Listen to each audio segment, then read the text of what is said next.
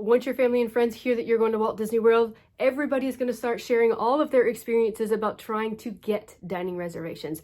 I'm going to go over what to expect, what you need to plan around, all the tips and tricks, and what it's going to look like when it comes time for you to make your dining reservations. You ready? Let's go. Experiences like character dining, unique dining experiences, higher end table service dining, building a lightsaber at Hollywood Studios, or being made over into a prince or a princess in Bibbidi Bobbidi Boutique, or like those little special tours that you can do, all need reservations to guarantee that you get to have this experience. The reservation window will open up differently whether you're an on-site guest or an off-site guest. So if you are an on-site guest, your reservation window opens up 60 days prior to your arrival.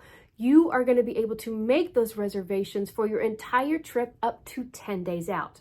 If you are an off-site guest, you are going to be able to make your reservations every 60 days out from the date that you want your reservations for either that dining experience or that magical extra experience. The good news is that the enchanting extras, like building a lightsaber in Bibbidi Bobbidi Boutique, and the dining reservation window open at different times. So you don't have to sit there and figure out and fight over all the things that you need to get at once. So that is really good. So the enchanting extras will open up at 12 midnight. So go for those first. Depending on what your time zone in, kind of depends on what time you have to get up. So that might be really, really early or like in the middle of the night for some.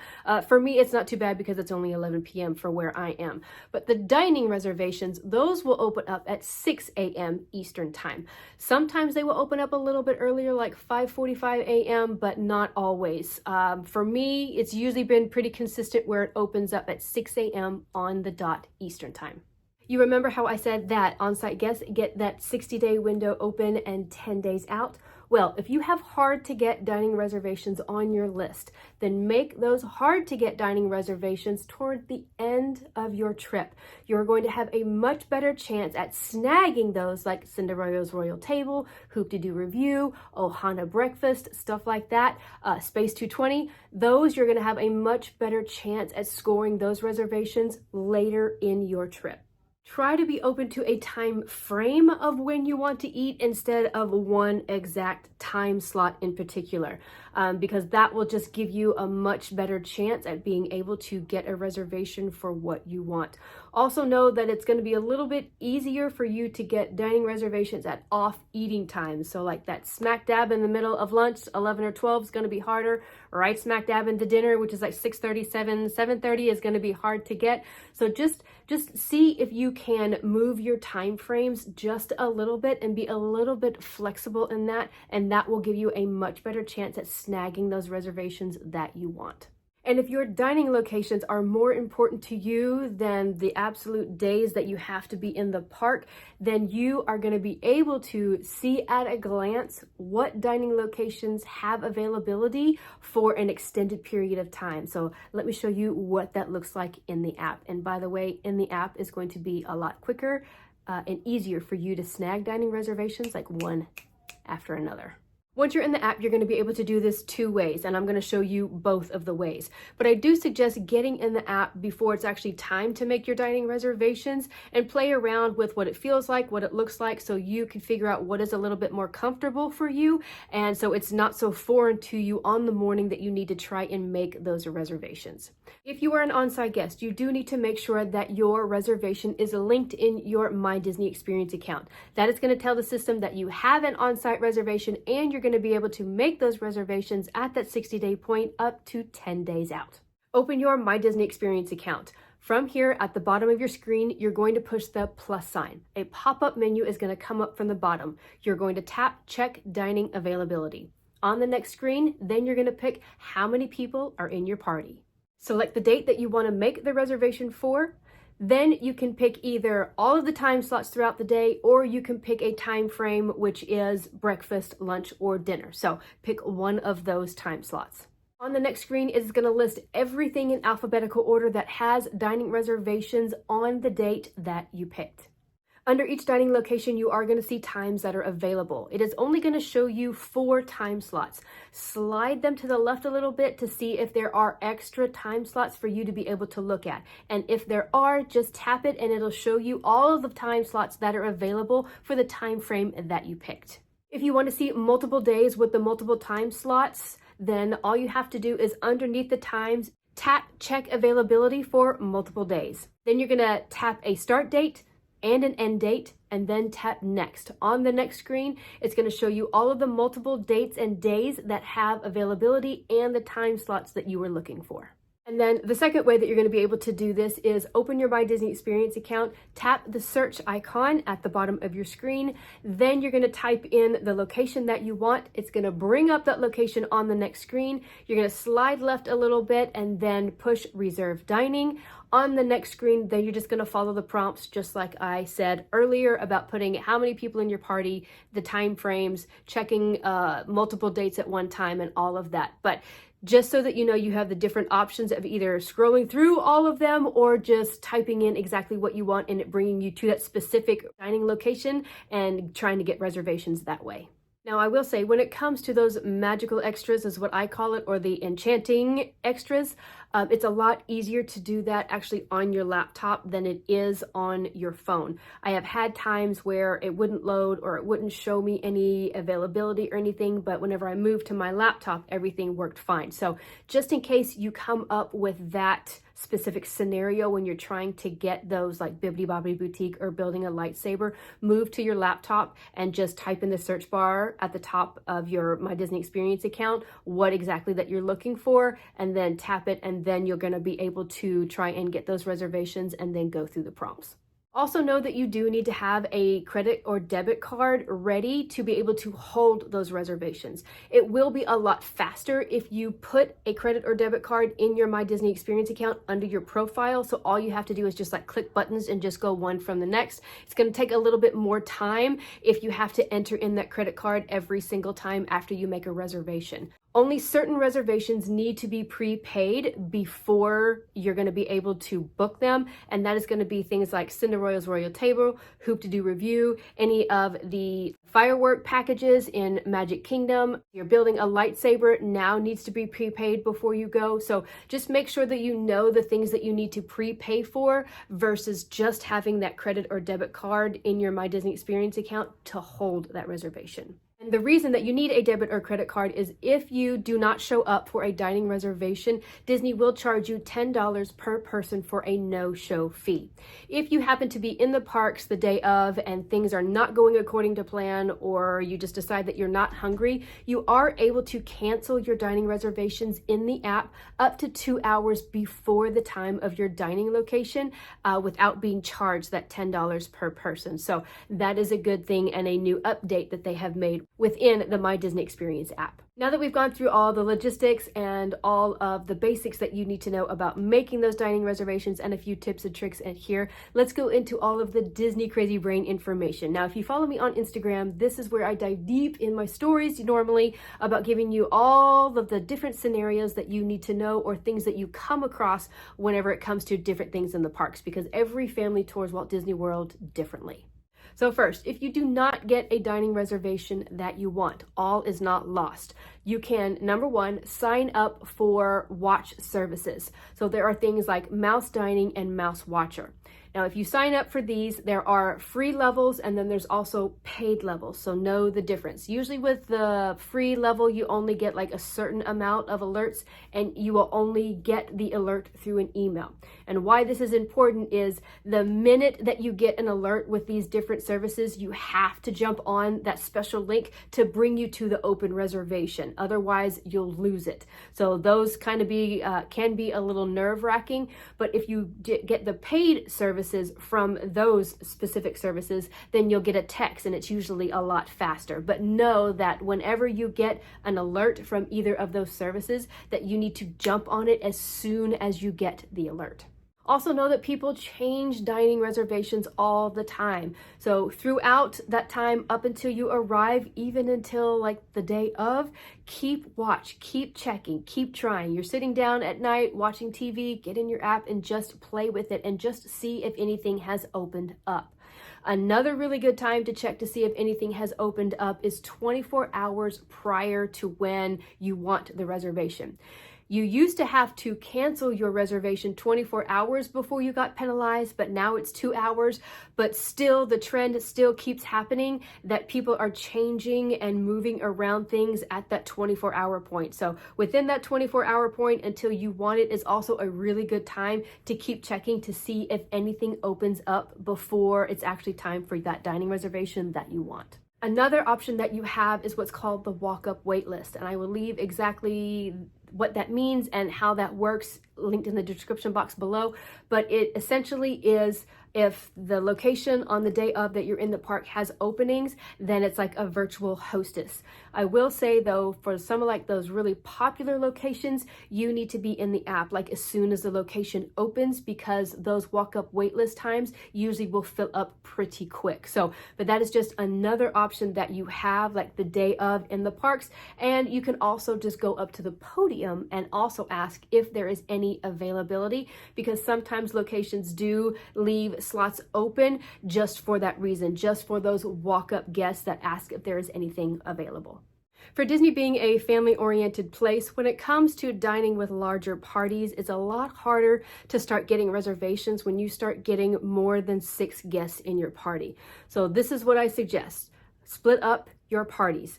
Now, a lot of places are not set up to be able to have long stretches of tables. So whenever it comes to larger parties, you are more than likely going to have to split up at different tables. But they will do their very hardest to try and get you next to each other so that you're still in the same area. If one person is going for reservations for the larger party, whenever you are making the reservations for like say 7 people, so like 3 people at one table and 4 people at another, you are going to have to make those reservations about an hour apart. What the system is doing is, there was a time where people would hoard all of these reservations and then at the last minute decide what they wanted to keep and what they wanted to get. But now Disney does not let you overlap dining reservations, so people cannot hoard them all the time. So that's just kind of one way that the system works. But if you need to make reservations for a larger party, just make the reservation times about an hour apart. Whenever it's time and you're in the parks, go to the reservation stand and let the cast member know in person, because it's easier for the in-person to deal with it than it is the system. Just let them know that you have a large party, you have the 2 reservations, but you want to be sat at the same time. So just let the cast member know a good 20 to 30 minutes before that first reservation that you have, so that the cast members have time to get all of the tables set up. You may have to wait just a little bit longer than you would if it was just a table of 3 or just a table of 4, but that's why you want to check into the stand about 20 to 30 minutes before that initial reservation, so they have time to be able to get all of the tables together. So when you have a larger party, that is what I suggest. If you happen to have like an odd number, for some reason, getting reservations for an odd number, for 1 person, for 3 people, for 5 people is a lot harder. Try putting in like for a table of 2 or a table of 4 or a table of 6. If you can get a reservation time, then just go in there and get the reservation time and then go back in and then modify it down or modify it up and see if you can do it that way. That is another way that you can snag openings. For some reason, the system is just set up that way with odd number parties. So I have found that to be helpful whenever I am trying to snag reservations for clients. As you are in the planning process of all of your dining reservations, plus you want to do in the parks, these are the things that you need to make sure that you are planning around so that the 2 things don't overlap each other. So in Magic Kingdom, Happily Ever After are the fireworks that happen at night. Depending on the time of the year that you go, Happily Ever After can happen at different times. So if you are going in the fall and the winter, expect Happily Ever After to either happen at 8, 8:30, or 8:45, giving yourself a good 45 minutes time to be able to get your spot. So make sure that you are planning around that. If you are going in the summer months or in the spring months, that is when Happily Ever After will start at 9 or 9:20. Again, giving yourself a good 45 minutes to get your spot before the fireworks start. So just be thinking about that as you are making your dining reservations. Another thing that you may want to plan around when doing like a lunch reservation is going to be the Festival Fantasy Parade in Magic Kingdom. Usually there are 2 showings in one day. Sometimes, depending on the time of year, there's only 1 showing a day. But either way, it will happen at 12 p.m. or 3 p.m., one or the other or both. So whenever you are trying to plan your lunch reservations, just know that you want to try and plan around that as well. And if you want an up close and personal spot to be able to be up close to the parade, then know that you need to get your spot a good 30 minutes before the parade starts. When it comes to Hollywood Studios, again, depending on the time of year, there may be only 1 or 2 showings of Fantasmic, and that is the big night show that is very, very popular in Hollywood Studios. Now, a good thing that you do have with Fantasmic is what is called a Fantasmic dining package. So if you dine somewhere earlier in the day for lunch at a table service location, you can also get vouchers to get priority seating for a Fantasmic show. So that is one option if you want to eat earlier in the day. But if you are thinking about having a dinner reservation on Hollywood Studios and Fantasmic is on your list of seeing that show, then also know that you need to be planning around that. The theater itself for Fantasmic, depending on when the time is for the show, for the time that you're visiting, will open up an hour and a half before. So know the earlier that you get into the theater, the better spot that you get.